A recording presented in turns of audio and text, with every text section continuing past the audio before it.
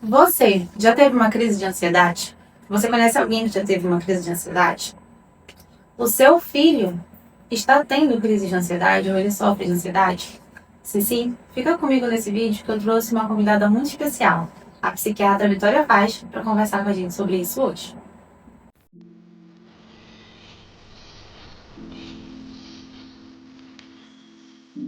Olá, eu sou a Gabriele Fonte, neuropsicóloga, sou dona da clínica Fontes Comportamentais, voltada para a saúde mental e infanto-juvenil. E hoje eu trouxe a psiquiatra Vitória Paz para conversar com a gente sobre ansiedade infantil. Afinal, nós estamos numa série de vídeos, tanto aqui no YouTube quanto no Instagram, sobre ansiedade. E, Vitória, no outro vídeo a gente falou sobre o que é ansiedade, um pouco do tratamento medicamentoso. E hoje eu gostaria que você falasse um pouco sobre como é uma crise de ansiedade na infância. E aí, Gabi, essa parte de o que é uma crise de ansiedade, como funciona uma crise de ansiedade, uma coisa que a gente tem que bater muito na tecla, porque é muito comum, não sei se estamos sérios também isso na tua prática, a criança chegar assim, tia, eu tive uma crise de ansiedade na escola. E aí, quando tu vai se questionar o que teve de sintomas, foi um choro, né? Então, não foi uma crise de ansiedade, você ficou triste, você chorou. E entra muito na questão da psicoeducação, do que é o que, como que a gente consegue falar os nomes para essa criança entender. Mas é muito comum, vamos colocar aí que a infância ela vai até os 12 anos, né? 11 anos e 11 meses, enfim. Então, a gente pode até diferenciar que a partir dos seus 8, 9 anos, as crianças ali já conseguem nomear muito bem os sentimentos. Então, quando elas apresentam sintomas ansiosos importantes, quando elas têm, entre aspas, uma crise de ansiedade, elas conseguem falar: ah, não, tia, meu coração ficou muito acelerado, fiquei com falta de ar, minha barriga doeu, e me deu muita angústia, muita tristeza, né? Então, eles já conseguem nomear um pouquinho mais. Em crianças pequenas, geralmente não. A gente observa, entre aspas, uma birra, que é um choro incontrolável, que é muito comum no transtorno de ansiedade de separação. Então, quando os pais vão deixar a criança na escola, ali por volta de 4 anos, aí é um choro desesperador, como se não conseguisse viver sem aquilo, aí começa a se debater, se jogar no chão, que é muito parecido com uma birra, né? Mas a gente consegue diferenciar nessas faixas etárias. E outra coisa que a gente também tem que diferenciar é os ataques de pânico, né? E como é que funciona até os ataques de pânico? O ataque de pânico, ele é algo inesperado. Então, você não teve um gatilho ali, você não teve uma briga grande com alguém, você não ficou sabendo de uma notícia ruim. Não foi isso. E aí é preciso ter pelo menos 4 características para a gente poder falar que é um ataque de pânico. E aí os mais comuns é sensação de morte iminente, ataque cardíaco, o coração, dor no peito, uma sensação de frio ou de calor pelo corpo, e não dura mais de 30 minutos. Isso é um ataque de pânico. Mas muitas vezes as pessoas falam de maneira mais casual, né? Ah, não, eu tive um ataque de pânico depois de brigar com a minha mãe, mas não é. Aí você teve uma crise de ansiedade, porque você teve um gatilho preto. E aí uma crise de ansiedade, a gente também pensa nos sintomas mais comuns. Então é muito comum dor de barriga em criança, é muito comum a falta de ar nas criancinhas um pouco maiores, a taquicardia e a mãozinha suando, né? Isso eles conseguem já falar, porque eles são um pouco maiores. Os pequenos ainda não. E pegando o gancho disso que a Vitória está falando sobre sintomas, muitas vezes aqui na clínica, quando a gente está nesse processo de psicoeducação, com uma atividade muito legal de fazer para as crianças, às vezes eu pego assim um papel grandão, contorno o corpinho ali delas, e elas mesmas conseguem ir circulando e mostrando: tia, aqui eu sinto, por exemplo, circula a mão e ela fala: aqui eu sinto como se estivesse suando. Aí às vezes circula o pé, tia, ficar frio o meu pé. Né, a minha barriga, teve uma criança que desenhou um monte de borboletinha. E aí, para falar, ai, que fica com essa sensação. E aí a gente vai. Quando a gente fala de ansiedade, nós precisamos lembrar que existem pensamentos associados, né? Não tô falando exatamente de crise de ataque de pânico, mas assim, a ansiedade em si. E aí a gente também desenha ali nesse material, às vezes, aquele balão, né, de pensamento para a criança colocar ali quais são os pensamentos associados. Isso faz parte do nosso processo de psicoeducação na psicoterapia mesmo, que quando aliado à terapia medicamentosa, nós conseguimos grandes avanços. E muitas vezes, pensando nessa crise de ansiedade, quando a criança não consegue nomear, são atividades assim, lúdicas, que fazem com que ela passe a se conhecer e se perceber mais. E também ajuda a gente a orientar os pais quanto ao que fazer nesses momentos. Afinal, quando a gente começa a perceber esses sintomas, aí eu falo que eu gosto muito também do semáforo, né? Eu coloco ali para os pais que é a cor amarela.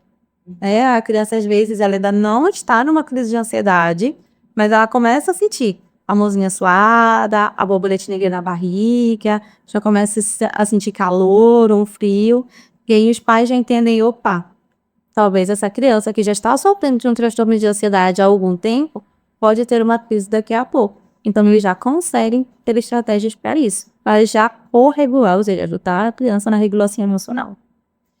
E Vicky, eu quero que você explique agora para as famílias quais as causas, o que acontece, na verdade, com a neurobiológica no corpo dessa criança. Por que a criança sente isso?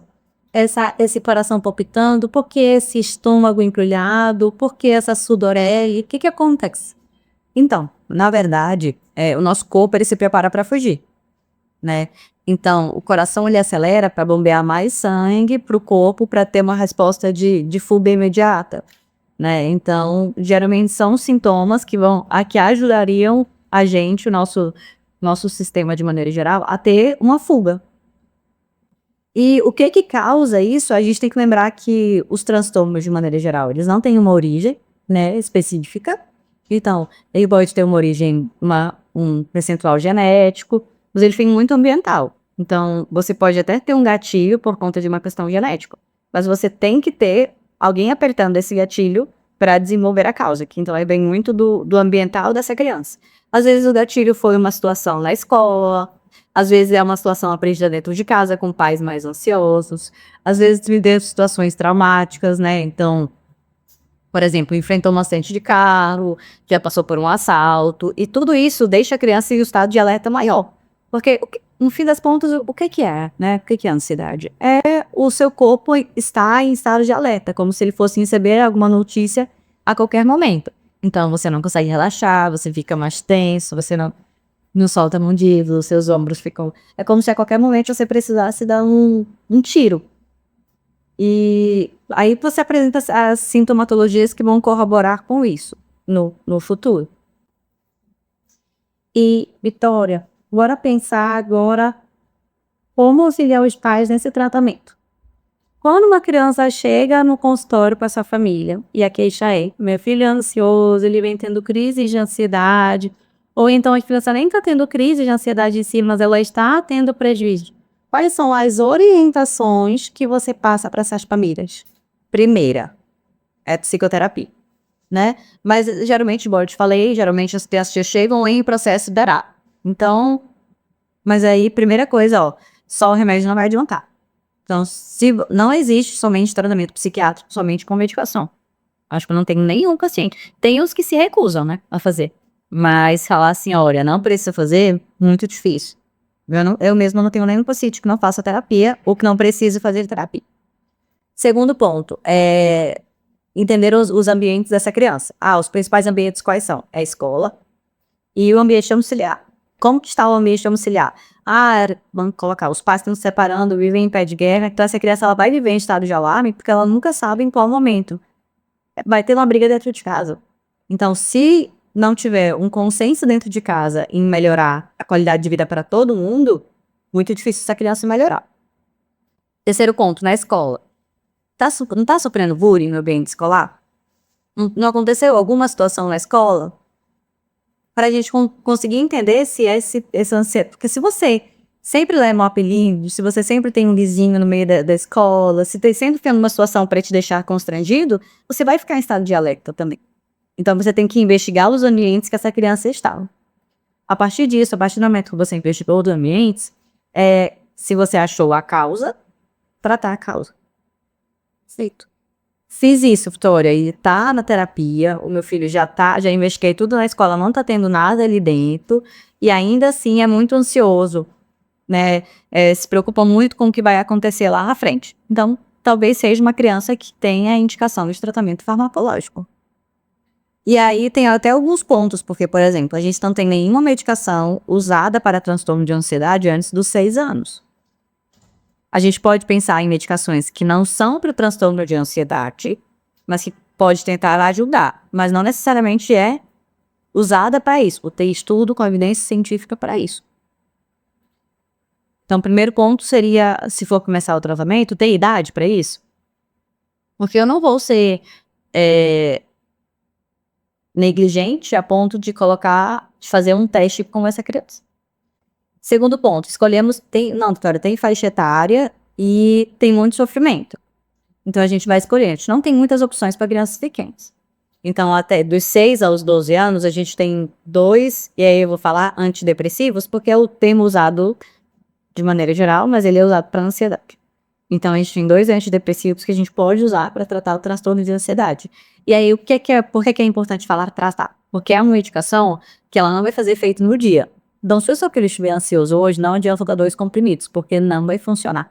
A medicação, ela demora mais ou menos 20 dias para ter alguma resposta. Por quê? O que a medicação faz? Ela inibe a recapturação da serotonina. Então, é para deixar a serotonina livre por mais tempo na fenda sináptica. Vamos colocar no riozinho dentro do nosso cérebro. E aí é para ficar mais serotoninas por aí. Então, isso demora para acontecer. Por isso que demora 20 dias. Então, se o seu filho não está bem, não adianta você ir no psiquiatra hoje pensando que ele vai melhorar amanhã. A gente vai demorar um pouquinho para ter resposta do tratamento medicamentoso. E depois que introduzir o tratamento, não é porque eu coloquei hoje, aí você volta comigo daqui 2 meses, Vitória, ele tá ótimo, mas tá tão bem que eu até tirei o remédio. Aí você vai levar um raio dentro do estoque.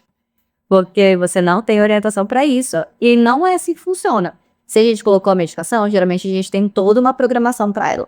Coloquei hoje, teve estabilização do quadro com 2 meses, então vai tomar mais 6 meses de tratamento. Então a gente vai tirar aí por volta do 8º mês. E se ali no 8º mês essa criança ainda teve algum gatilho, por exemplo, voltou o bullying na escola e voltou a ficar muito ansiosa, não vou também tirar. Eu vou esperar estabilizar para aí sim tentar fazer uma nova tentativa da retirada da medicação. Perfeito. E aí, eu gostaria de apresentar também mais 2 pontos. Uma coisa que eu e a Vitória, a gente bate muito na tecla com as famílias. A atividade física regular. Ai, não temos tempo. Temos que encontrar um tempo.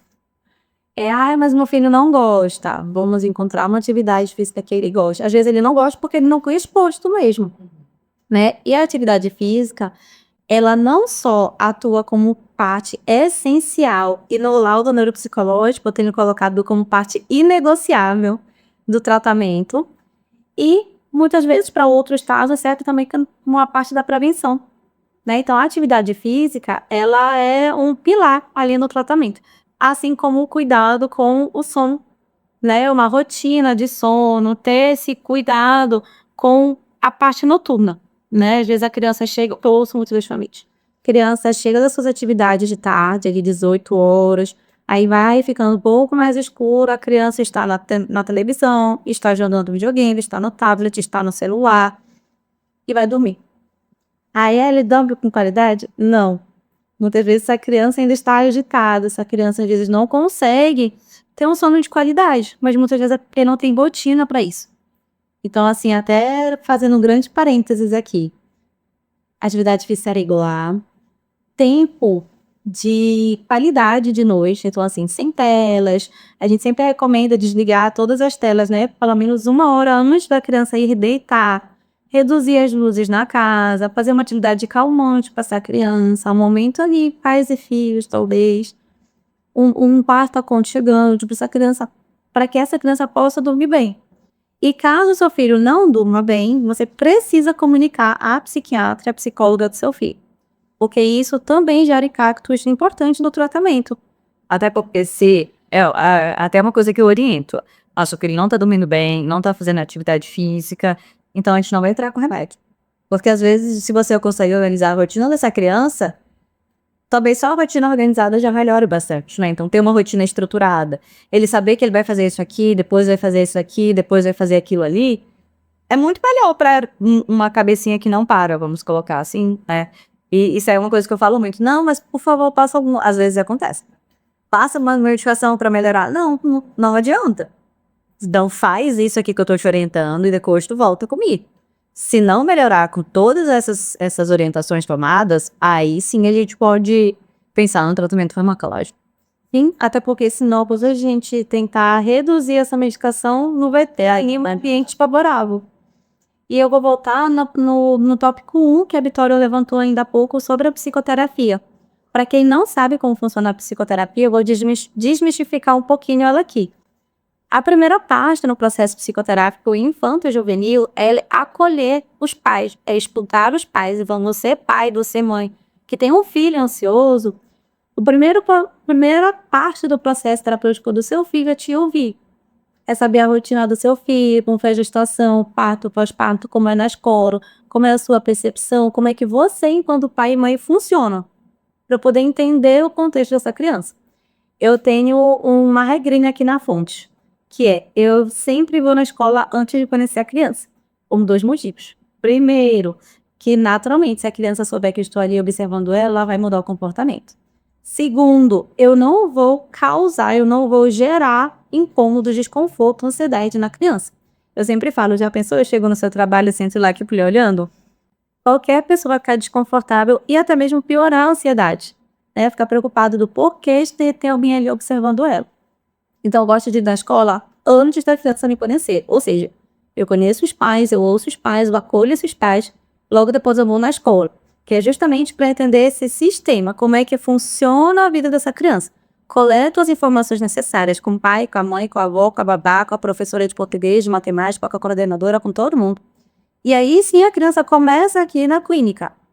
E aí, nesse primeiro momento com a criança, a gente primeiro trabalha o vínculo terapêutico, que nada mais é do que a criança me conhecer, eu conhecer a criança, ela conhecer a clínica, conhecer o espaço, se sentir à vontade de estar aqui. Para aí sim a gente começar de fato a terapia. E na terapia nós temos técnicas, nós temos várias etapas nesse tratamento. Para quem não sabe, gente, eu sempre falo assim que tem uma ideia muito da televisão de como funciona a terapia. Que é a pessoa chegar e contar como foi a sua semana e é só isso. Mas não. Nós temos um plano terapêutico. Ou seja, depois que você chega, que a gente vai na escola, nós montamos todo um plano de 12 sessões, 16 sessões, 20 sessões, 10 sessões com o seu filho, né? Pensando qual a demanda, qual a necessidade, qual o sofrimento ali. E não só de sessões com a criança, mas sessões com os pais. Porque, mais uma vez, a criança, ela faz parte desse cenário e se a gente não mexer em variáveis ali no ambiente, a gente não consegue melhores. Então, muitas vezes, eu preciso fazer o tratamento junto com os pais. Eu gosto muito de falar que eu gosto de transformar os pais em coterapeutas, né? Eles passarem a se perceber, eles se conhecerem, perceberem a sua criança e também aplicar em casa as técnicas necessárias. E quando essa criança começa a ter melhora do quadro, começa a ter mais qualidade de vida, geralmente em paralelo com a família. A família vai tendo melhora de vida junto com a criança. Por isso que não existe tratamento apenas para criança. É sempre família. A gente precisa pensar em casa, em família, em núcleo, certo? E quando eles vão avançando juntos, aí a gente começa o processo maravilhoso, que é o processo de alta terapêutica. E deixando claro, nós buscamos isso, né, Vitória? Nós buscamos a alta. Eu falo aqui para minha equipe, a nossa meta é a alta dessa família. Sempre. Aí quando a criança começa a melhorar, a gente vai passando as sessões. Em vez de semanal, vai para quinzenal, mensal, trimestral, e aí quando vê, recebe alta. Eu gosto até de dar um certificado, sabe? Eu vi um certificado falando que essa criança concluiu o processo de terapia. E veja bem, mesmo na criança tenha tido alta, isso não significa que ela não possa voltar um dia. Porque a vida, ela é dinâmica. Pode ser que aos 10 anos essa criança receba alta da psiquiatra, da psicóloga, e que ela consiga viver bem, mesmo com todas as adversidades da vida. E lidando bem com a ansiedade, né? Que é uma emoção normal. Sim. Mas pode ser que ali pelos 15, 16, 20 anos, algo aconteça. E ela precise voltar para o acompanhamento. E tá tudo bem. Porque ela sempre vai ter ali a psiquiatra e a psicóloga trabalhando juntas ali por ela. Certo? Então, assim, quando a gente pensa em tratamento, nós vemos muito um processo, uma melhora muito grande, né, Vicky? Tem muitas crianças que a gente acompanha que chegam aqui em crises de ansiedade, como nós falamos nisso do vídeo, o coração palpitando, e a barriga embrulhada, e a mão suando, o pé gelado.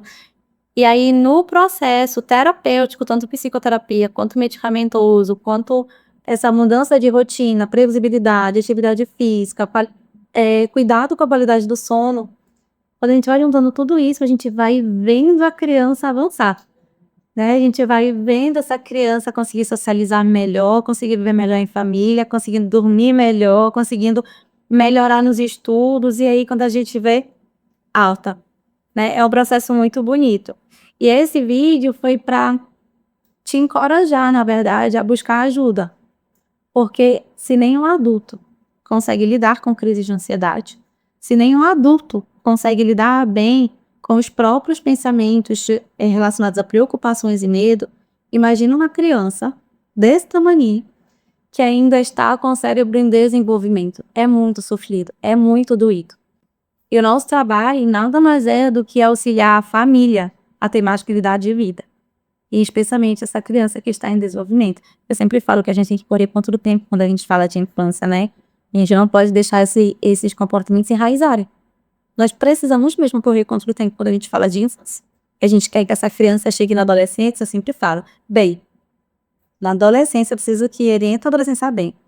Porque a adolescência já é uma outra etapa mais desafiadora. Né? Então, assim, Vitória, algo que você acha que a gente possa falar para os pais para também encorajar eles a buscar essa ajuda? Eu acho que se você ainda está muito receoso em procurar ajuda para o seu filho, acho que você pode procurar ajuda para você, né? Porque naquele momento que você está sendo ajudado, você vai conseguir pelo menos aprender algo para poder passar para aquela criança que está em sofrimento. E talvez você fique tão ansioso vendo o seu filho, a sua filha daquele jeito, que isso pode até despertar sintomas ansiosos em você. Até crises de ansiedade, não saber lidar. E aí 2 pessoas extremamente ansiosas, quem vai salvar quem? Então, se você está receoso de procurar para o seu filho, por conta de todo o preconceito que envolve ainda a saúde mental no Brasil, procure ajuda para você. Isso vai desmistificar muita coisa ali dentro da sua cabeça comigo. Perfeito. E se para você fez sentido esse vídeo, se te ajudou, ou se você conhece alguém que precisa de ajuda, encaminha para essa pessoa, para esse pai, para essa mãe, para essa madrinha, para essa avó, para esse professor que está vendo aqui um aluno só tem. E muito obrigada, Vitória.